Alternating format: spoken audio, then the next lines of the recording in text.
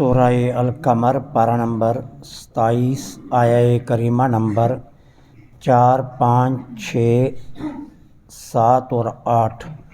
نحمدہ ونصلی ونسلم علی رسولہ الکریم، اما بعد فاعوذ باللہ من الشیطان الرجیم، بسم اللہ الرحمن الرحیم۔ وَلَقَدْ جَاءَهُم مِّنَ الْأَنبَاءِ مَا فِيهِ مُزْدَجَرٌ حِکْمَةٌ بَالِغَةٌ فَمَا تُغْنِ النُّذُرُ فَتَوَلَّ عَنْهُمْ يَوْمَ يَدْعُ الدَّاعِ إِلَىٰ شَيْءٍ نُّكْرٍ خُشَّ عَنْ أَبْصَارُهُمْ يَخْرُجُونَ مِنَ الْأَجْدَاثِ كَأَنَّهُمْ جَرَادٌ مُّنتَشِرٌ مُعْطِيِّينَ إِلَى الدَّاعِ يَقُولُ الْكَافِرُونَ هَٰذَا يَوْمٌ عَسِرٌ۔ صدق اللہ العظیم۔ وَلَقَدْ اور تحقیق، جاءہم آ چکی ہیں ان کے پاس، من الانباء ایسی خبریں، ما فیہ جن میں مزدجر سرزنش ہے، حکمت اور اس میں بالغۃ انتہائی حکمت ہے، فما تغنی النذر پس عذاب کے ڈرانے نے ان کو کوئی فائدہ نہ دیا۔ فتولی عنہم، اے محبوب آپ انہیں چھوڑ دیجئے، آپ ان سے اعراض کیجئے۔ یوم جس دن، یدعو الداعی بلانے والا انہیں بلائے گا، الی شیء نکر ایک ایسی چیز کی طرف جو بڑی ناگوار ہے، خش عن خوف زدہ، ابصارہم آنکھیں جھکائے ہوئے، یخرجون یہ نکلیں گے، من الاجداث قبروں سے، کأنہم گویا کہ جراد منتشر یہ ٹڈی دل ہیں، معطئین الی الداع یہ بلانے والے کی طرف دوڑتے ہوئے ہوں گے۔ یقول الکافرون اس دن کافر کہیں گے، ھذا یوم عسر یہ دن بہت بڑا سخت ہے۔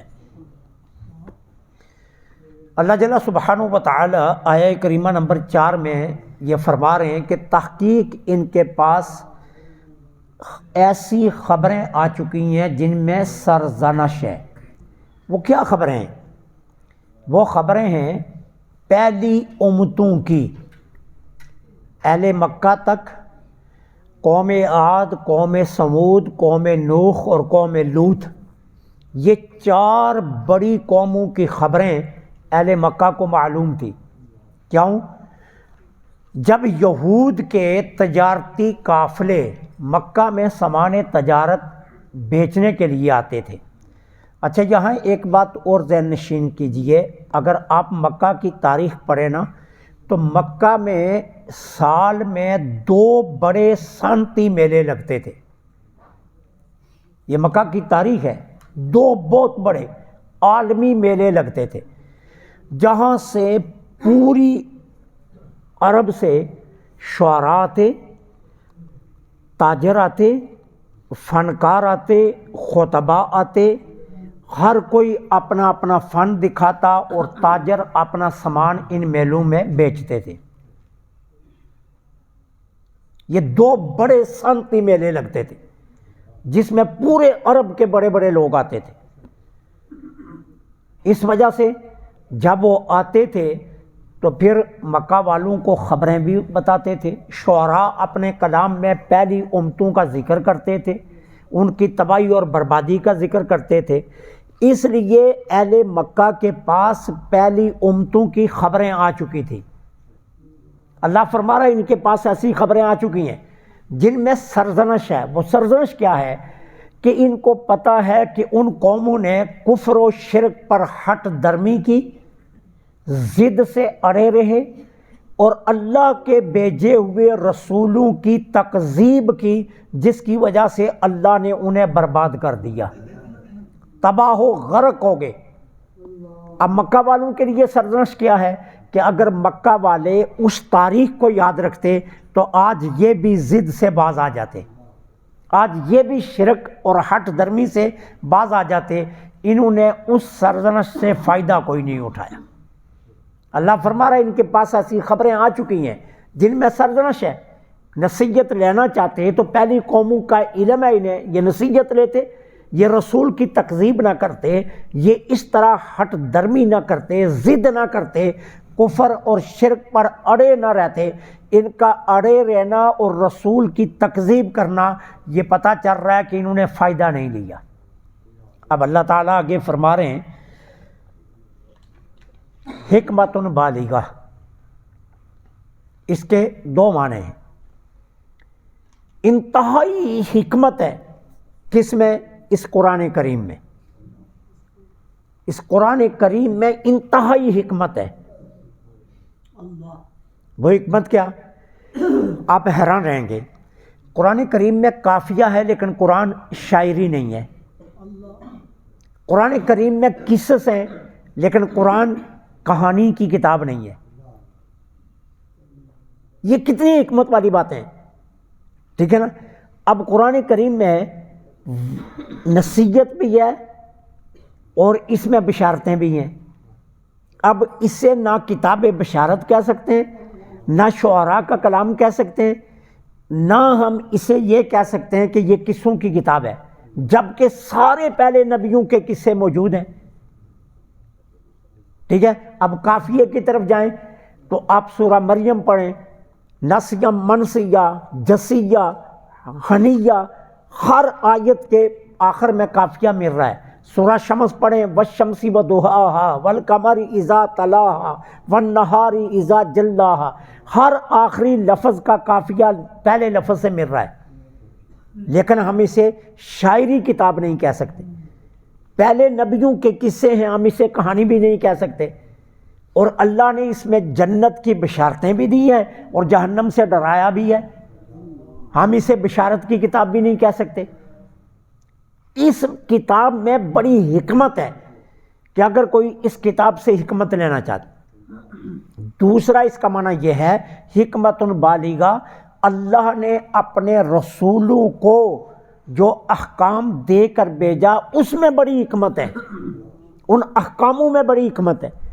اب دیکھیے آج کل موسم سرد ہے، انتہائی سرد موسم ہے، اگر نماز فرض نہ ہوتی تو ہم 5 مرتبہ اپنا منہ نہ دھوتے۔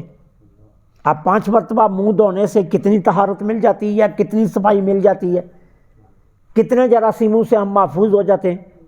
پھر نماز میں کتنی بڑی ورزش ہے، نماز کی حرکات و سکنات میں ہمارا وجود کتنا جانا وہ نشو و نما پاتا ہے۔ سائنس اس بات کو تسلیم کر رہی ہے کہ سجدے میں جب انسان جاتا ہے سب سے زیادہ اس کے وجود میں خون کی سرکولیشن سجدے میں ہوتی ہے، کہ سجدے میں جا کر پورے وجود کو خون مل رہا ہوتا ہے۔ اور امریکہ کے اندر نیو جرسی میں اس پر ریسرچ ہوئی ہے اور انہوں نے بلڈ پریشر کے مریضوں کو سجدے کرنے شروع کروائے، نتیجہ یہ نکلا کہ ان کا بلڈ پریشر نارمل ہو گیا۔ یہ باقاعدہ نیو جرسی میں پریکٹس کی گئی ہے اس بات پر، ٹھیک ہے؟ اسلام کے احکامات میں حکمت ہے۔ اب اگر زکوٰۃ فرض نہ ہوتی تو دولت کے جو مالکان ہیں یہ تو فرعون بن جاتے۔ اب اللہ تعالیٰ نے انہیں احساس دلایا کہ دیکھو تم جتنا کما رہے ہو نا، تمہاری کمائی میں غریبوں کا حصہ ہے، تمہیں جو پیسہ دیا جا رہا ہے تمہارے لیے وجہ سے نہیں دیا جا رہا ہے، غریبوں کی وجہ سے دیا جا رہا ہے۔ اگر تم غریبوں کا حصہ دیتے رہو گے تو اللہ تعالیٰ تمہاری دولت میں برکت دے گا، نہیں تو ایک دن تم فرعون بن جاؤ گے، ٹھیک ہے؟ پھر کیا ہے، تباہی اور بربادی تمہارا مقدر ہوگی۔ تو یہ حکمت ہے صدقات و خیرات کے اندر۔ یہ اب سال کے بعد 1 مہینہ روزے آ رہے ہیں، اب روزوں کی حکمت پر سائنس اتنی قریب گئی ہے کہ آپ تصور نہیں کر سکتے۔ کہتے ہیں 11 ماہ انسانی وجود میں فاسد مادے جمع ہوتے رہتے ہیں۔ جب انسان صبح سے شام تک بھوکا رہتا ہے تو انسان کے اندر جو جراثیم پڑ رہے ہوتے ہیں فاسد مادوں کے، وہ خوراک مانگتے ہیں، اب جب انہیں خوراک نہیں ملتی تو وہ جو اندر فاسد مادے نا انہیں کو کھانا شروع کر لیتے. اب نتیجہ کیا نکلتا ہے؟ انسان رمضان کے روزوں سے صحت مند ہو جاتا ہے. کتنی بڑی حکمت اللہ پاک نے رکھی ہے عبادات میں. ایک بادشاہ تھا، اس نے اپنے ملک سے مکھیوں کے خاتمے کا فیصلہ کیا. اس نے اتنا سپرے کروایا کہ پورے ملک سے مکھیاں ختم کر دی، پورے ملک میں بیماری پھیل گئی. اب اس نے بڑے بڑے ڈاکٹروں کو بلایا، طبیبوں کو بلایا. اس نے کہا میرے ملک میں یہ وبا آ گئی ہے. سارے طبیبوں نے ریسرچ کی، انہوں نے آخر میں کہا اس ملک میں مکھیاں دوبارہ لائی جائیں تو تم ٹھیک ہو جاؤ گے. کتنی بڑی حکمت ہے. تو اللہ تعالیٰ فرما رہا ہے کہ میں نے اپنے نبیوں کو جو پیغام دے کر بھیجا، جو احکامات دے کر بھیجے، اس میں بہت بڑی حکمت ہے. کہ تم یہ نہ سمجھنا کہ پتہ نہیں یہ ٹھنڈے پانی سے وضو کیوں کروایا جا رہا ہے، یہ 5 وقت کی نمازیں کیوں پڑھوائی جا رہی ہیں، یہ ہم سے پیسہ کیوں مانگا جا رہا ہے سال کے بعد، یہ روزے کیوں رکھوائے جا رہے ہیں. اللہ فرما رہا ہے اس میں تمہارے اپنے لیے بہت بڑی حکمتیں اگر تم سمجھ جاؤ. لیکن کفار کے بارے میں کیا فرمایا؟ فما تغنی النذر، ڈرانے والے کے ڈرانے عذاب سے جو انہیں ڈرایا گیا اس نے انہیں کوئی فائدہ نہ دیا.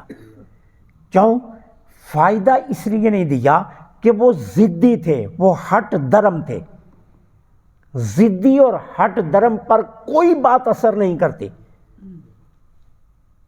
جب انسان ضدی بن جاتا ہے تو اس کو ہماری بولی میں مورخ کہتے ہیں. مورخ، یہ مورخ ہو گیا ہے. اور مورخ کے بارے میں ایک مشہور جانا وہ شاعر ہے، ان کا کلام ہے کہ پتھر نو کی پند نصیحت، مورخ نو کی پند نصیحت تے پتھر نو کی پالا، لا کمبل نو صابن تو یہ پھر کالے تو کالا. کہ اگر آپ کالی چادر کو جتنا مرضی صابن لگائیں وہ سفید تو نہیں نہ ہونی. تو مورخ پر بھی کوئی جانا نصیحت اثر نہیں کرتی ہے. مورخ مورخ ہی رہتا ہے. تو کہا گیا کہ یہ کفار مورخ ہیں، ان پر کوئی نصیحت اثر نہیں کی، حالانکہ عذاب سے ڈرانے سے ان کو ڈر جانا چاہیے تھا، لیکن یہ نہیں ڈرے. اب اللہ تعالیٰ ایک اصول جو چلتا ہے نا، وہ اصول یہ ہے کہ جب کسی انسان کو نصیحت کی جائے نا تو وہ انسان اگر اس نصیحت پر عمل نہ کرے تو نصیحت کرنے والا کہتا ہے یار آج کے بعد میں نہیں، اس کو کوئی نصیحت نہیں کرنی. وہ اس سے منہ موڑ لیتا ہے، کہتا ہے میں نے اس کو بڑا سمجھایا لیکن یہ بات نہیں مانتا، اب میں نے اس کو اس کے حال پر چھوڑ دیا ہے. یہ خود کسی دن ٹھوکر کھائے گا پھر اب باز آ جائے گا. میں نے تو اس کو بڑا سمجھایا لیکن یہ نہیں سمجھ رہا. یہ ایک اصول ہمارا بھی چل رہا ہے. اللہ نے بھی اپنے محبوب کو کیا فرمایا؟ فتولی عنہم، محبوب آپ بہت انہیں تبلیغ کر چکے ہیں، اب آپ ان سے اعراض کیجئے، چھوڑ دیں انہیں ان کی حالت پر، آپ ان کو ان کی حالت پر چھوڑ دیں. یوم یدعو الداع، وہ دن آنے والا ہے جب بلانے والا ان کو بلائے گا الی شیء نکر، ایک ناگوار شے کی طرف. اور وہ بلانے والا کون ہے؟ اسرافیل علیہ السلام، مالک الموت. جس دن مالک الموت ان کو بلائے گا موت کی طرف. ٹھیک ہے. شیء نکر کیا ہے؟ وہ ناگوار چیز کیا ہے؟ کہ یہ کہتے تھے مرنے کے بعد دوبارہ زندہ نہیں کیا جائے گا، حساب و کتاب نہیں ہوگا، یہ حشر نشر کے منکر ہیں، یہ باس بعد الموت کے منکر ہیں. تو پھر جس دن قبروں سے اٹھایا جائے گا پھر کہیں گے ہائے ہائے ہم تو کہتے تھے یہ نہیں ہوگا، یہ تو ہو گیا. پھر یہ ہتھیلیاں ملتے رہ جائیں گے، اور میں تو کہتا تھا یہ نہیں ہوگا، یہ تو ہو گیا. تو اللہ فرما رہا ہے کہ جس دن بلانے والا ان کو بلائے گا ایک ناگوار چیز کی طرف، اتنی دیر تک آپ انہیں چھوڑ دیجیے، آپ انہیں کوئی نصیحت نہ کیجیے، کیونکہ یہ نصیحت قبول نہیں کر رہے. تو جب نصیحت قبول نہیں کر رہے ان کو ان کے حال پر چھوڑیے. جس دن ان کو بلایا جائے گا نا، آپ انہیں عذاب سے ڈراتے ہیں نا، آپ کہتے ہیں اللہ ناراض ہوگا، یہ مانتے نہیں ہیں. تو پھر یہ کیا ہے؟ جب قبر سے اٹھایا جائے گا نا، بلانے والا بلائے گا تو یہ دیکھیں گے معاشر کے میدان کی طرف چلایا جا رہا ہے، تو پھر حسرت سے ہاتھ ملیں گے، ہائے ہائے یہ کیا ہو گیا، ہم تو کہتے تھے یہ نہیں ہوگا. پھر حال کیا ہوگا؟ خشعن، خوف زدہ ہوں گے، ابصارہم ان کی آنکھیں نیچے ہوں گی، خوف زدہ ہوں گے اور آنکھیں ان کی کیا ہوں گی؟ نیچے ہوں گی۔ اچھا یہ کیوں ہے؟ حالانکہ خشوع کا تعلق خشوع کا تعلق دل سے ہوتا ہے، آنکھ سے نہیں ہوتا ہے، لیکن یہاں اللہ تعالیٰ نے خشوع کا نسبت آنکھ کی طرف کیا۔ کیوں؟ کہ کسی انسان کی عزت اور ذلت اس کے آنکھوں کے دیکھنے سے پتہ چل جاتی ہے، آنکھوں کے دیکھنے سے پتہ چل جاتی ہے کہ یہ انسان ذلت کر رہا ہے یا عزت کر رہا ہے، اس لیے آنکھوں کی طرف نسبت کی گئی ہے کہ یہ کیا ہوں گے؟ خوف زدہ ہوں گے اور ان کی آنکھیں نیچے جھکی ہوئی ہوں گی۔ اچھا پھر لوگ جب قبروں سے نکلیں گے نا، دو کیفیات ہوں گی۔ ایک کیفیت کیا ہوگی؟ ایک کیفیت یہ ہوگی کہ جب لوگ قبروں سے نکلیں گے تو گھبرائے ہوئے ہوں گے، محشر کے دن گھبرائے ہوئے ہوں گے، خوف زدہ ہوں گے، ہر بندے پر خوف طاری ہوگا۔ پھر کیا ہوں گے؟ ایک دوسرے کے ساتھ ضم ہو جائیں گے، جڑ جائیں گے، ایک دوسرے کے ساتھ ملتے جائیں گے۔ اب سمجھ نہیں آئے گی کدھر جانا ہے، کسی کو کوئی سمجھ نہیں ہوگی کدھر جانا ہے۔ اب یہ کیا ہوں گے؟ منتشر پروانوں کی طرح، ٹھیک ہے؟ جس طرح وہ پروانے ہوتے ہیں نا، تو ہر پروانہ بھاگتا ہے وہ چراغ کی طرف، لیکن ان کو پتہ نہیں ہوتا کرنا کیا ہے، اسی چکر میں اپنی جان دے دیتے ہیں۔ تو یہ پروانوں کی طرح پھر ہوں گے۔ پھر دوسری کیفیت کیا ہوگی؟ پھر جب اس کیفیت میں ہوں گے نا، پھر حضرت جبرائیل امین آواز دیں گے، آؤ ادھر آؤ۔ وہ جن لوگوں نے حج کیا وہ جانتے ہیں، جب 25-26 لاکھ بندہ مینا میں اکٹھا ہوتا ہے نا، تو صبح حج ہونا ہوتا ہے، تو عشاء کی نماز پڑھ کر نا آوازیں لگتی ہیں، آ جاؤ بھائی چلیں میدان عرفات۔ اب ایک بندہ جھنڈا لے کر آگے چلتا ہے، تو وہ جھنڈا ہوتا ہے پاکستان کا۔ اب اس کا مطلب کیا ہوتا ہے کہ تم نے اس جھنڈے کو دیکھتے جانا ہے اور اس بندے کے پیچھے چلنا ہے۔ انڈیا کا جھنڈا چل رہا ہوتا ہے، ساری دنیا کے ملکوں کے جھنڈے نکلتے ہیں، وہ ایک بندہ جھنڈا اونچا اٹھا کر چل رہا ہوتا ہے اور سارے اس کے پیچھے چلتے ہیں۔ اب معاشر میں بھی یہی منظر ہوگا، جبرائیل امین کہیں گے آؤ آؤ ادھر آؤ۔ اب جب جبرائیل کہیں گے نا ادھر آؤ، پھر یہ ادھر چل پڑیں گے سب، ٹھیک ہے؟ اب کیا ہوگا؟ اب ان کی حالت ٹڈی دل کی طرح ہوگی۔ ٹڈی دل وہ پرندہ ہوتا ہے جو فصلوں پر حملہ کرتا ہے، تو وہ غول کی طرح آتے ہیں، جڑ کر آتے ہیں، غول بن کر آتے ہیں، تو پھر یہ غولوں کے غول بن کر میدان معاشر کی طرف چلیں گے۔ اللہ فرما رہا ہے، ٹھیک ہے، خش عن ابصارہم، خوف زدہ آنکھیں جھکائے ہوئے، یخرجون من الاجداث، یہ قبروں سے نکلیں گے، کانہم جراد منتشر، گویا کہ یہ ٹڈی دل ہیں، معطئین الی الداع، یہ بلانے والے کی طرف دوڑیں گے۔ معطئین، اس کے 3 معنی ہیں، قصد کرنا، ارادہ کرنا، دوڑنا، بھاگنا، اور کان لگا کر بات سننا، یہ سارے معنی اس لفظ کے ہیں عربی زبان میں۔ یہاں معنی ہے دوڑیں گے، کس کی طرف؟ جبرائیل کی طرف، بلانے والا جبرائیل ہے، اس کی طرف پھر یہ دوڑ پڑیں گے سبھی۔ جب وہ کہیں گے نا آؤ ادھر ادھر، تو چونکہ پہلے یہ خوف زدہ ہیں اور پتہ نہیں چل رہا کدھر جانا ہے، اب راستہ بتانے والا آگے تو یہ اس کے پیچھے دوڑ پڑیں گے۔ پھر کیا ہوگا؟ یقول الکافرون، اب جبرائیل امین کوئی انہیں ریسٹورنٹ پر تو لے کر چلا نہیں ہے، نہ کسی ہوٹل پر، نہ کسی وہ شوارمے کی دکان پر لے کر چلا ہے، جبرائیل امین تو انہیں معاشر میں رب کے سامنے لے کر چلا ہے۔ اب پہلے تو خوشی خوشی چلیں گے، لیکن جب سامنے رب کا تخت لگا نظر آئے گا، ترازو لگا نظر آئے گا، ادھر جنت اور ادھر دوزخ کی بھڑکتی آگ نظر آئے گی، یقول الکافرون، دیکھتے ہی کافر کہنا شروع کر دیں گے، ھذا یوم عسر، یہ دن بہت بھاری ہے بھائی، اوئے ہوئے ہوئے مشکل دن آ گیا۔ وہ جس دن کا ہم انکار کرتے تھے وہی آ گیا، مشکل ترین دن آ گیا۔ آج کہتے تھے کہ 50,000 سال کا ہوگا، وہ دیکھو جو نشانیاں بتاتے ہوتے وہ ساری سامنے لگی ہیں۔ تو کافر فوراً بول پڑیں گے ھذا یوم عسر، یہ دن بہت بھاری ہے۔ اللہ سے دعا ہے اللہ قرآن